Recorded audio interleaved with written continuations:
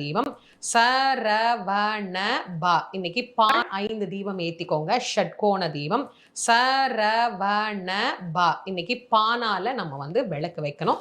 6ஆ ஏத்திக்கிறவங்க அப்படியே 6ஆ ஏத்திக்கோங்க. ஒன்றும் பிரச்சனை இல்லை. காலையில மாலையில 2 வேளையும் தீபம் ஏத்திக்கோங்க.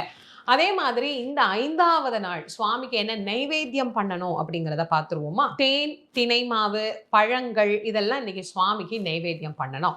வச்சு சுவாமிக்கு நைவேத்தியம் பண்ணிக்கலாம்.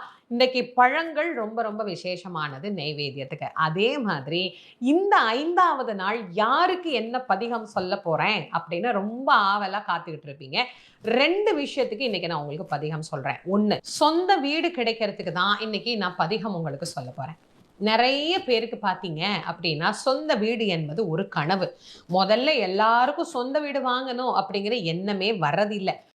அதனால முருகப்பெருமானிடத்துல இந்த சஷ்டி காலத்துல இந்த அழகான ஒரு திருப்புகழ் அண்டர்பதி குடியேற மண்டசுரர் உருமாற அண்டர்மன மகிழ்வீர அருளாலே அப்படிங்கிற சிறுவாபுரி திருப்புகழை நீங்க பாராயணம் பண்ணுங்க.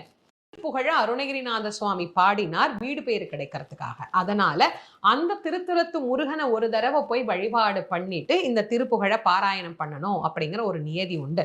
கேட்கலாம், ஒன்றும் தப்பு கிடையாது. எல்லா முருகனும் ஒண்ணு. அந்த திருத்தலத்து திருப்புகழ அருணகிரிநாத சுவாமி பாடினார் வீடு பேரு கிடைக்கிறதுக்காக. அதனால அந்த திருத்தலத்து முருகனை ஒரு தடவை போய் வழிபாடு பண்ணிட்டு இந்த திருப்புகழை பாராயணம் பண்ணணும் அப்படிங்கிற ஒரு நியதி உண்டு. இந்த நாள்ல படிக்கிறதுக்கு இன்னொரு அழகான பதிகம் நான் உங்களுக்கு சொல்றேன். வேல்மாறல். வேல் வகுப்பு அப்படிங்கிறது தான் வேல் மாறலாக நம்ம வச்சிருக்கிறோம். அந்த வேல் வகுப்பு வேல் மாறல் அப்படிங்கிறத நீங்க இன்னைக்கு பாராயணம் பண்ணலாம்.